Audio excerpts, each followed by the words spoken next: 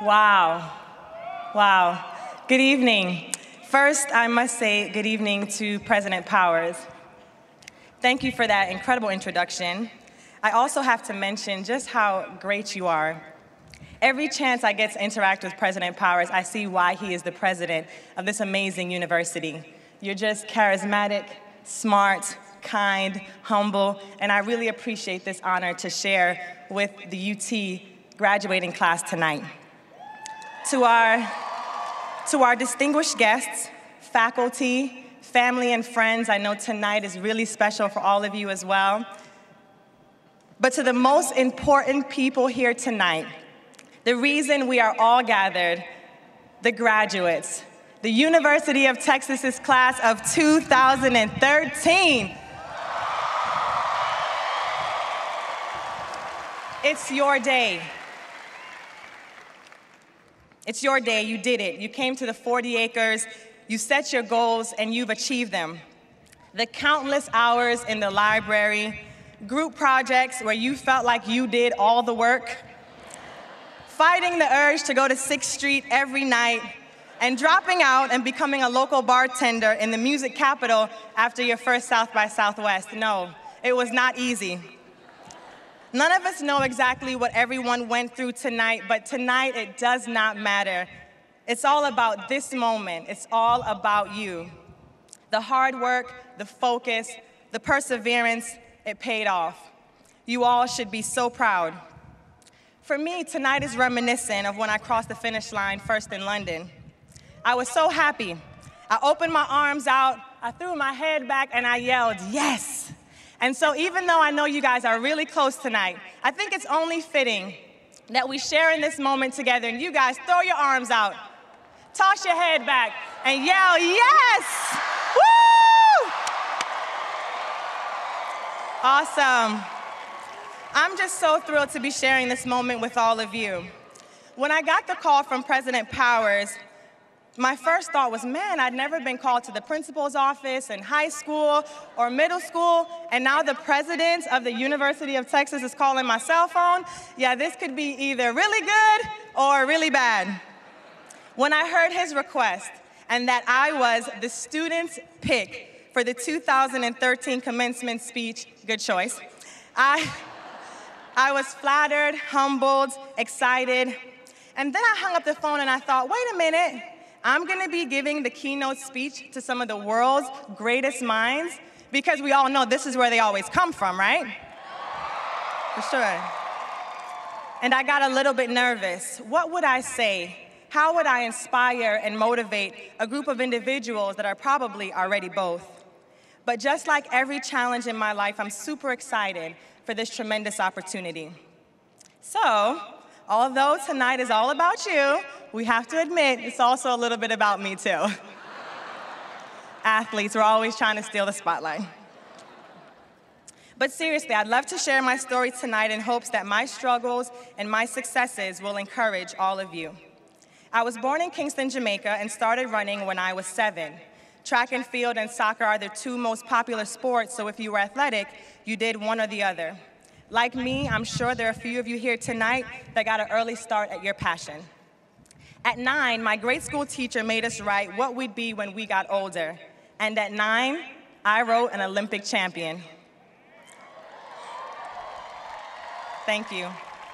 My family migrated to the United States when I was 12, and although I dreaded the move as a child, now as an adult, I'm so grateful that my parents had the foresight and the courage to make a move that they believed would benefit our family.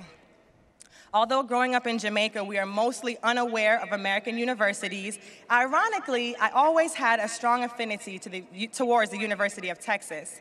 I'm not sure if subconsciously I saw the horns or if greatness just attracts greatness, but it's honestly the only universe that existed in my world.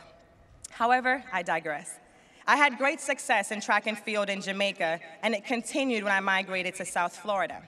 I dominated in high school and led St. Thomas Aquinas to 4 consecutive state championship titles. My senior year, however, was a pivotal point in my life. After always winning quite easily, I suffered my first injury my junior year and didn't compete as well as I was used to. It was a long summer, and I remember most vividly a ride home with my dad after practice. He turned the music down and he said, "Do you want to be the best?" With a slight attitude, I thought, what a silly question. Of course I wanted to be the best. But his words left a lasting impression on my psyche. It was the first time I internalized that there was a difference between going through the motions, just doing something well, and intentionally doing something great. Being great would take deliberate focus and sacrifice. Being great meant not just using my talent, but investing in it and cultivating it day in and day out. Being great would take all of me, my undivided attention, my will, my desire, my drive, my fortitude. So going into my senior season, I started doing 1,000 sit-ups every day. I ran the stadium stairs before or after practice. I studied film of the great athletes in my event. I rededicated myself to my sport. I wanted to be a champion, so I lived, breathed, and slept track. Aristotle's saying is so true. We are what we repeatedly do. Therefore, excellence is not an act, it's a habit. My hard work paid off immediately. I went on to have one of the greatest seasons in high school history. I broke the national records in the 200 and 400 meter sprints indoors and the national record in the 400 meters outdoors. I was undefeated and named the Gatorade 2002 Prep Athlete of the Year. It was a great year and my first tangible taste of hard work paying off. Simultaneously, while pushing myself to new limits on the track, that drive for excellence flowed off the track into the classroom. I maintained a 4.0 GPA and was a member of the National Honor Society. You see, a perk to striving to be the best in one area is that the desire to be great often spills over into other areas of your life. As the #1 track recruit out of high school, I was fortunate to visit many top universities. But the minute I stepped foot on the 40 acres, I knew this was the place for me. You too. My years here at UT were amazing. Like many of you, I'm sure that this ranks among the best decisions of your life. Where else can you find one of the best business schools,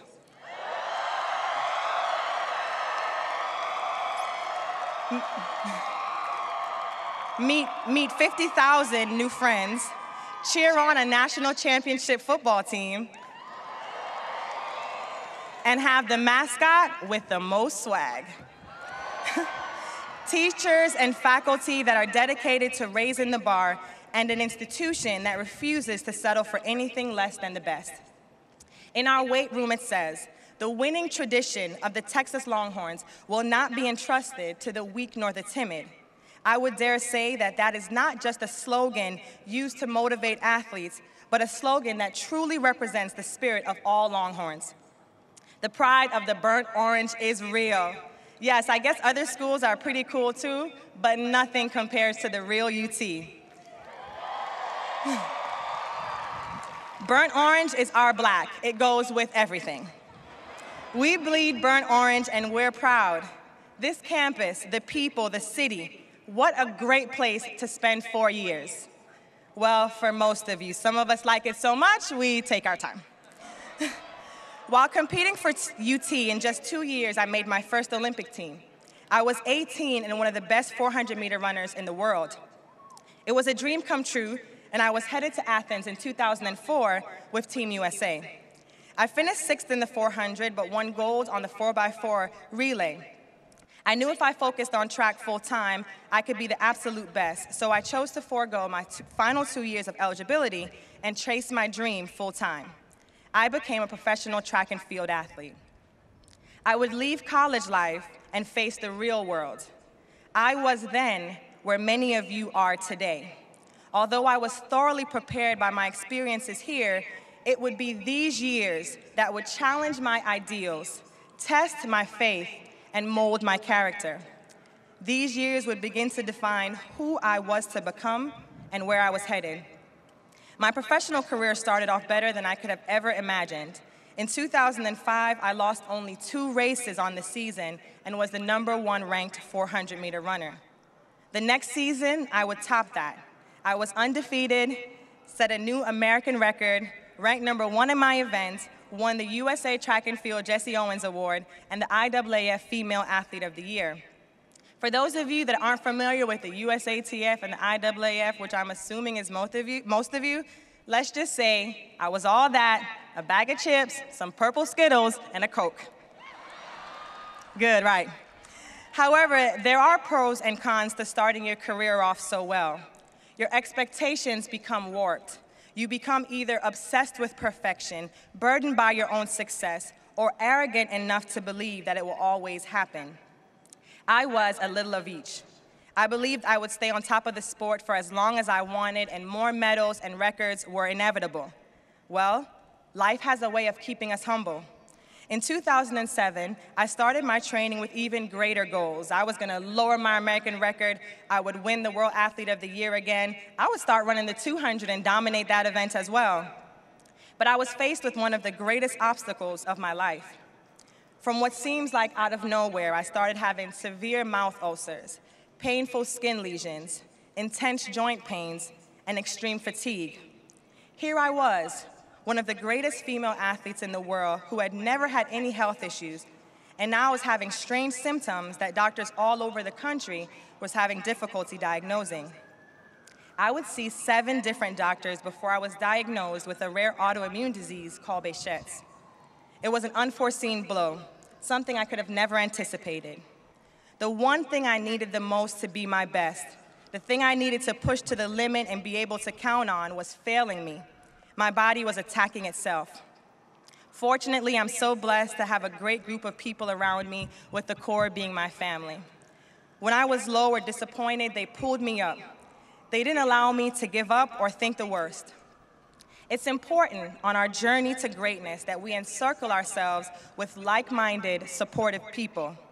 People who believe in your vision and will stand by you as you fight for it. It won't always be easy, as it becomes impossible to do it alone when the challenges or obstacles seem insurmountable. In those moments, you will need unwavering friends and family. It's easy to give in when things aren't perfect, but it builds character when you determine to fight. There were days I can remember going to practice and having ulcers so severe I couldn't speak. My dad would give me his notepad and I'd write a message to my coach. Sometimes I'd run with a cup in my mouth to alleviate the pain of my teeth cutting against my ulcers. It was trying, to say the least, but I believed in what I was doing, and it would take a whole lot more than skin lesions and ulcers to stop me from doing what I love to do. I had a full season that year. I didn't win the US National Championships, but I was still #1 ranked in the 400 for the 2007 track season. With my health issues mostly under control, it was time to win my first individual Olympic gold. I was training harder than ever, doing everything right. I started the season off strong, winning every race, and headed into the 2008 Beijing Olympic Games as the hands-down favorite for gold. It was only right. I was #1 ranked for 3 consecutive seasons. I had only lost 4 races in 4 years. This was my time.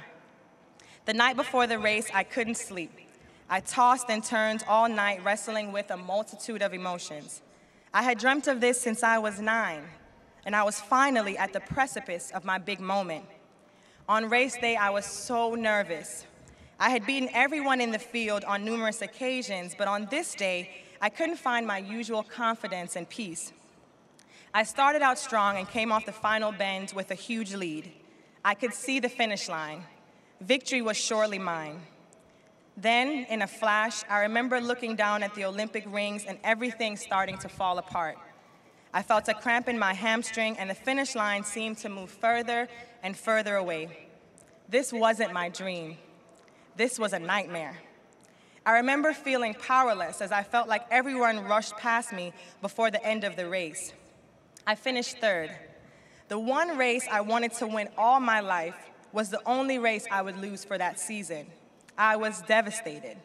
Yes, I had won the bronze, but it didn't feel much like a victory in the moment. It felt like an epic failure and a huge missed opportunity. Why was this happening? What could I have done differently? It was the lowest point in my career. I couldn't understand then why it happened, but from this vantage point, I'm so grateful it did. You see, in order to achieve greatness, you will experience failure. It's the bitter ingredient in the recipe for success. Without trying and failing, you never get the opportunity to stand in the face of your disappointment, your insecurities, your arrogance, your pride, and say, I'm stronger. When things are great, we rarely stop and take a moment to truly evaluate what we're learning and how we're growing. Failure then becomes imperative to true prosperity. Mary Kay Ash says it like this: when you reach an obstacle, turn it into an opportunity. You have the choice. You can overcome and be a winner, or you can allow it to overcome you and be a loser. The choice is yours and yours alone. Refuse to throw in the towel. Go that extra mile that failure refuses to go. It is far better to be exhausted from success than to be rested from failure. You see, failure is temporary. It's giving up that's permanent. How badly do you want it? Will health issues or failure on the grandest scale stop you? Will you persevere? I believe that every desire we have to do something great is placed in our spirits by God. It's there for a reason, and it's in our chasing that dream that we become the people we only dream of. The next season, I decided I would do things differently. I would continue to work hard. I would still set lofty goals, but I wouldn't allow my desire to be the best to become a burden. If I was going to continue traveling the world doing what I love to do, I was going to enjoy the experience. I was going to start channeling my early years and run solely for the joy of pushing myself to my ultimate limit. Track and field is such a great sport. It's so pure. Even though you compete against 7 other women, you have to compete in your lane, execute your race, and give your best. There is no one to blame, no one to block for you, no one to give you the perfect alley-oop. It's just you. In 2009, I had my best season. I won my first World Outdoor title, was undefeated, and won the Jesse Owens and the IAAF Female Athlete of the Year awards again. I had learned so much from my 2008 experiences, and I was all the better for it. I believed I was on the right track, and all I had to do was parlay this for another 3 years, and I would be the Olympic champion. But once again, I'd face challenges. In 2010, I pulled my quad muscle. It was early in the year. I did everything I could to get back on track, but I was unsuccessful. I was forced to end my season early. I had just gotten married a few months prior, so I quickly found my silver lining. Another reason I knew going to the University of Texas was the best decision of my life was because I met my soulmate here. I met Aaron Ross, a member of the UT 2005 National Championship and Jim Thorpe Award here my freshman year, and we have been inseparable ever since. He's a great guy, been the most supportive husband that I could ever hope for, and he's a Longhorn, so we won't have any fights in our household on where the future little Rosses are gonna go to school. Always planning ahead. I'd also be remiss if I didn't mention Vince, one of Ross's teammates and our dear friend. Congratulations, we are so proud of you. But I was in President Power's office last night, and I made him promise he's gonna cover all your pictures up with mine. I'm really, really sorry about that. After taking some time off, I knew I'd be stronger for the 2011 season. Well, I was sadly mistaken. In case you haven't noticed, the ride to success is a roller coaster. It proved to be my worst season of my career. I had physically recovered, but wasn't prepared for the mental residue that an injury and being sidelined for a season left behind. I finished 7th at the World Outdoor Championships that year and ended my season disappointed and doubtful. I had worked hard that year, but I just couldn't get it right. Many times in life, things seem at their worst right before they become their best. Sometimes our pot of gold is one dig away, but we become weary and quit digging just shy of our reward. Going into the next season, I was more determined than ever. I had survived the 4 grueling and unpredictable years between Olympic Games, and this time, I would not be denied. I knew in my heart I was the best, and I was gonna give it my all to win the medal I had dreamt of all my life. That season, I started training with the boys to challenge myself to new heights. I regularly visited a sports psychologist to be mentally prepared for the opportunity, and focused on the one weakness in my race, determined to make it my strength. I wouldn't let my desire to please my sponsors, the expectations of others, or the murmurs of naysayers that I wasn't a big meat competitor get to me. No, not this time. This time, I would ignore the noise in the market and set my eyes squarely on my ultimate goal. The season started off well. I competed indoors and won my first world indoor title. My training was better than ever, and I thought I would go outdoors and immediately dominate. Well, I didn't. I lost my first race. Not the picture-perfect start I had anticipated. These were the same women I would need to defeat to win the gold in London, and I became a little concerned that I hadn't fully gotten over my previous season woes, but I refused to let doubt or fear consume me. The very next race, I pulled it together, won big, and never looked back. I went into the Olympic finals as the heavy favorite once again. This time, with all the disappointments and failures behind me, I was ready for the moment. I didn't round the final turn in front, but this time, I didn't look down at those awe-inspiring Olympic rings. I didn't get distracted by the crowd, overwhelmed by the magnitude of the event, slowed by self-doubt. This time, I kept my eyes on the prize. This time, I dug deep and ran into my destiny. It was magical. Winning individual Olympic gold in the 400 meters was everything I had dreamt of and more. It was one of the greatest experiences in my life. It's a feeling I pray that every single one of you in this graduating class will allow yourselves to have by setting lofty goals and going after them with every fiber of your being, not allowing obstacles, failures, or disappointments to stop you. It's then you too will throw your arms out and toss your head back, and you will need no prompting to do so. It will come from within. The funny thing about having success is that you realize that anything is possible if you commit to hard work and perseverance. You realize that the world truly is your oyster. I know that we've all heard this before, but it's so true. It's critical that we all determine to be our best, not only for ourselves, but for each other. One of my favorite quotes, one that I've tweaked a little bit, might have got in trouble in English class for this, but one that I live by says, "Who are you not to be brilliant, gorgeous, talented, successful? The better question is, who are you not to be?" There is nothing enlightening about shrinking yourself so that others won't feel inadequate around you. As you let your light shine, as you pursue your goals with passion and love, unconsciously, you give others permission to do the same. As you are liberated from your own fear, so does your presence automatically liberate others. This brings me back to this moment, as I stand here in front of all of you in somewhat uncharted territories for me. Yes, I've put in my 10,000 hours on the track, but nowhere close to that in public speaking to deserve this tremendous honor. One of the things I failed to mention after I received the call from President Powers is that I contemplated getting a speechwriter. I love speaking. I have given quite a few motivational and keynote speeches in the past, but nothing quite like this. Fear and self-doubt reared their ugly heads. I was unsure of myself. Was I really ready? No, I needed a speechwriter. I even phoned my agent and asked him to research the best ones, preferably President Obama's. No, seriously. And then I realized that this was the very essence of what I wanted to leave with all of you tonight. Every opportunity you are given isn't by chance. It's for a reason. And you're equipped with everything you need to do it well. The truth is, whether you succeed or fail, it's designed to make you better and prepare you for what life will throw at you next. Yes, President Obama's speechwriter probably would have prepared a better speech, but I would have missed out on this amazing experience to share my story from my perspective as only I can tell it. There are millions of people on this earth, but there is only one you. What this world needs is your vision, your creativity, your character, your fearlessness, your passion.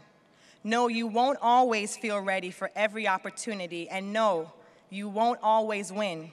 But life is always preparing us for what God has next. Today, after graduating from the greatest university in the world, I challenge you too to write your own speech. Don't allow fear or doubt to make you miss out on your greatest opportunities. As I've made this promise to myself to embrace failures and life's obstacles, as I open myself up to endless possibilities, growth, and successes. I challenge every single one of you tonight to make the same promise. Chart your own path, live your own dreams, write your own speech. Hook 'em horns.